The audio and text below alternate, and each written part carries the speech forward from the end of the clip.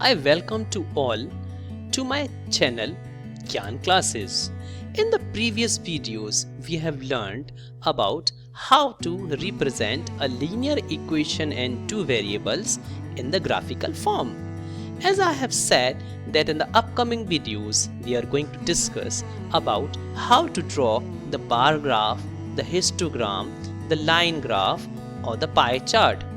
Today in this video, we are going to learn how we have to draw the bar graph. So in this video, kindly listen all the things very carefully. Now we are going to discuss about today bar graph.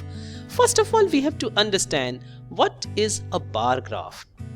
So here is the definition in front of you.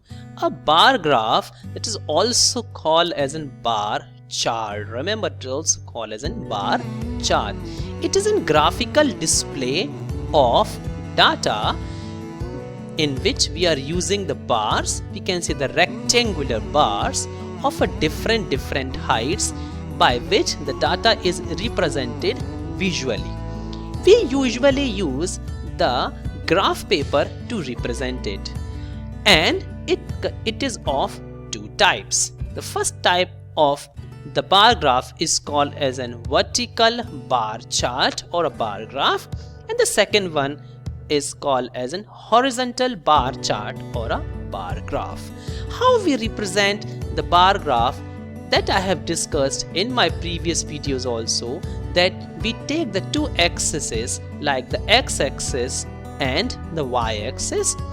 Among these two only we are going to construct the bar graph. Now let us first of all understand the two different types of bar charts in a definition form. So first one is a vertical bar chart. So what is a vertical bar chart? As such, the name itself suggests that when the grouped data are represented, remember, when it is represented how? When it is represented vertically in a graph, or we can say in a chart, with the help of those rectangular bars only, where these bars denote what they denote? They denote the measure of the data. So such type of graph comes under the category of vertical bar graph. And remember students, very important point to be noted under the same heading is that they are always represented along y-axis. That means this axis, that's called y-axis, and the heights of the bar always show the value representing it.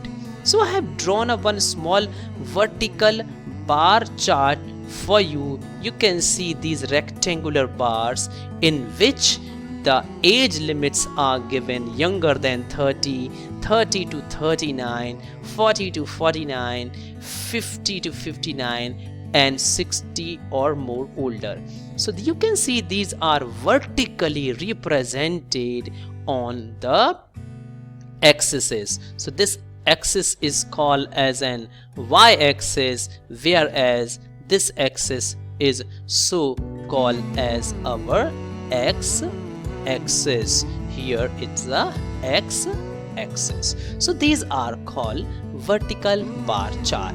Now let us go toward the second part, that is an horizontal bar chart. So it will be exactly opposite to that of an vertical. So when the grouped data are represented how? Horizontally. When it is represented horizontally in a chart with the help of those rectangular bars only, such type of a graph is called as an horizontal bar graph, and the bars which are represented in the way are called as in values of the data. So in the previous one we use the y-axis, whereas in this the data will be shown in which axis? They are always shown in the x-axis of the graph, and the length of the bars is representing its particular values. So here is a one graph I have made for you, so by which you can understand how it can be drawn. So you can see now this time what we have used as such, this is called as an y-axis and this is called as our x-axis. Now you can see they are being drawn in the opposite way, so hence it is using the vertical bar graph. This is called as an horizontal bar graph opposite to that of vertical. Now let us take in one example and try to draw the graph. Okay, here is the one question. You can see, let us draw some bar graph. The question here is in front of you. Here it is given the names of the heads of some families in the village and the quantity of the drinking water. So what under the heading is that? Under it is the heading is the names and the quantity of drinking water. It is in between that only. Their family consumes in a one day is given below. Like the name is given here in this column, like the Ramesh, the person, and the family is drinking 30 liters of water. Shobha is drinking 60 liters of water, his family. Ayub family is drinking 40 liters of water. Julie family is drinking 50 liters of water, and Rahul family is at the head drinking 55 liters of water.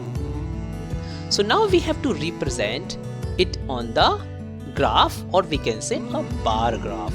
So here we are going to draw the graph in which should be kept in the mind that what thing we have to take in the x-axis and what thing we have to take in the y-axis. It should always be kept in the mind whatever given at the top of the table. Like you can see the top of the table, it is given as a name, that we are always going to take in the x-axis, whereas this will be taken in the y-axis. So here I have drawn the graph which is showing the above values like the Ramesh, Shobha, Ayub, Julie and Rahul. So here I have drawn a graph. You can see the x-axis I have taken all the names here. Okay, whereas in the y-axis I have taken the liters of the water used. That is an important thing. By minding it, the arrow, you have to just mention it like this. And the most important thing that to be understood is that we should always write the scale. So in the scale, what I have written on the y-axis, we are taking that one block, or we can say 1 centimeter is representing 10 liters of water.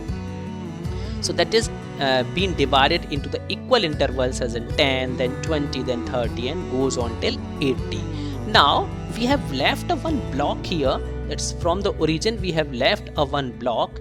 You can see one block is being left of an equal distance, and first of all we have taken the family of Ramesh, and Ramesh is having the quantity used is 30 liters. So we have drawn a one rectangle using a one full block with the 30. Shobha is 60 and Ayub is having the 40 liters. Julie is 50, whereas Rahul is around 55 liters. So this is the way how we have to draw the graph, by seeing the table properly. I am sure you have understood that how the bar graph can be represented. Remember, it is essential that every time you have to write the scale on the top corner of the graph. If you will not write the scale used, you are going to lose the marks when you are attempting these types of a question in the examination. I am sure you have understood that. So I am giving a one small question as an homework to you. You can see here I have written here as an homework, one homework question I am giving you. I am sure you can make this graph on your own. Here is the question, my dear students. The number of customers who came to a juice center, so lovely, okay, mouth watering, it's like, during the 1 week in the given table below. We have to make the two different bar graph to show this data. That is, in the y-axis we will take the 1 centimeter is equal to 10 customers, whereas in the in another time we will take the y-axis in which 1 centimeter is going to show the 5 centimeter, the difference of 5. First time you will take the difference of 10, and the next time you will take the difference of 5. And you can see the types of juices is an orange, pineapple, apple, mango, and pomegranate.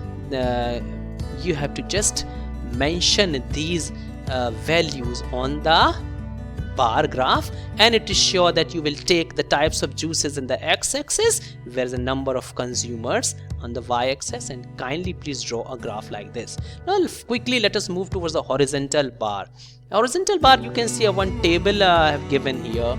A student favorite school activity, play sports is 45, talking in phone 53, visit to the friends 99, earning the money 44, chatting online 66 is so much, school clubs 22, watching TV. Now we will draw the horizontal bar, and see I have drawn one horizontal bar graph which is representing all the above data, the number of students we have taken in this axis, that is x, whereas their favorite activity we have mentioned on the y-axis. But you can see the graph is just inverted as a previous one, and always we have written the values we have represented: talking in phone, visiting to the friend's house, earning money, and this all we have mentioned also, so anyone can see and find out the value. So I am sure you have understood. We have only tilted the graph, we have just transposed the graph and make it as an vertical and horizontal. So I am sure that you have all understood the types of the graph, how they are being used, and how we can create a graph. So it is very easy technique. The thing is that you have to learn it properly and mention all the things properly on the graph paper, so you will not find out any difficulty. And I am sure if you will attempt these questions, firstly you're going to gain very good marks in the upcoming examination. So I wish you a very good luck to everyone for your examination. In the next upcoming videos, we are going to learn about the next type of a graph that we call as an histogram. Keep on solving the question, and if you're facing any doubt, you can ask me by commenting me in the comment box.